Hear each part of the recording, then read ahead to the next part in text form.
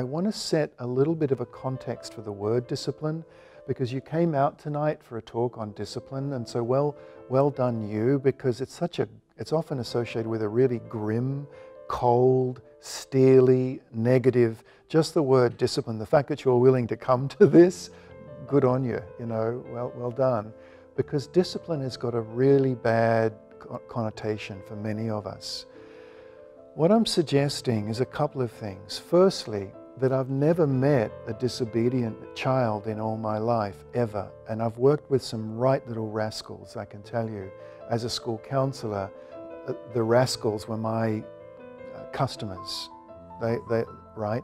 But I've never met a disobedient kid in my life, ever. I've only ever met a disoriented one.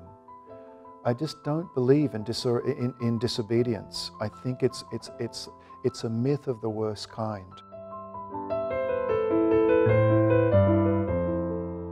When mariners are lost at sea, or they want to take their bearings, or a submarine navigator wants to take bearings, they send out a sonic, I believe. It's a sonic ping. And it moves out, and it needs to hit something, hit an object, and then it bounces back. And they send it out 2 or 3 times, not just once. And they send it out a couple of times, and then they have their bearing. Now, I think what our kids are doing to us is that they're pinging us with bad behavior, so-called bad behavior. They're sending out, so otherwise how could they do that really weird stuff like 5 feet away from us and deny it? I mean, we just stood there and watched them do it. Every time we apply discipline, we clarify what we stand for as our little family. Not necessarily what society stands for, or what the school, or what the church, or what, no, maybe a little bit, but it's what we as a family stand for. So we've got a picture of our family values, whether we know it or not, and discipline actually clarifies that for us. That's the step one, right? If we're going to speak to our kids about using a word that is really disrespectful, or treating their brother or sister in a way that was utterly not okay, we've got to have a picture of how we want them to treat each other in the first place. Only we often skip over that. It's just a gut thing, and we're going in, right? Wish me luck, I'm going in.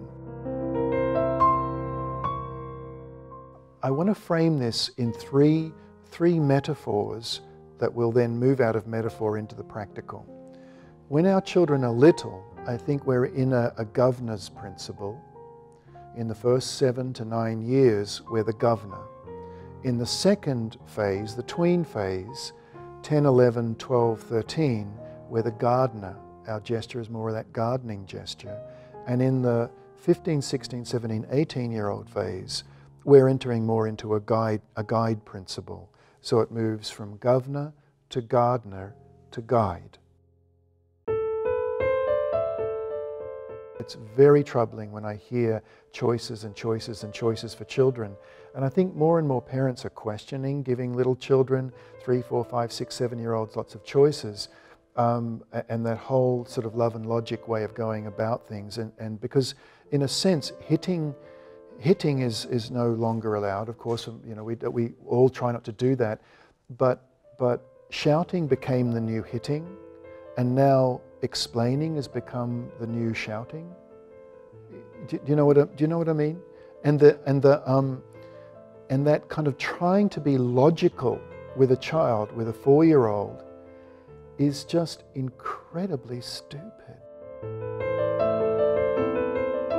If you've got kids who are 12, 13, who want to be moving out there on their own a little bit, then you can give yourself a jolly good pat on the back, because that means you've raised them in a world that is explorable. That's a great thing. If your kids are experiencing that, then you've worked hard for that. Because what I'm seeing is that, but I'm seeing the shadow side of that is a bunch of kids who are cynical and dissing about the world. They don't want to move out into it because they've had so much of it, they've been flooded.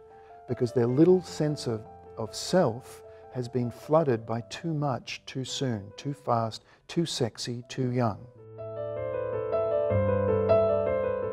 lot of people say, well, you know, there's a lot of creativity in the media, but it's someone else's creativity. It is not your child's creativity, it's someone else's. And that goes by us a lot. We think this is such a creative medium, but it's not our kids' creativity. A healthy, typical 12-year-old, one will be able to say to that 12-year-old, and here's the key words here now, is what's your plan? I can't tell you how many times my kids have heard that in their teenage years. Is tell me your plan, love. What is it? And they know that I will sit and I will listen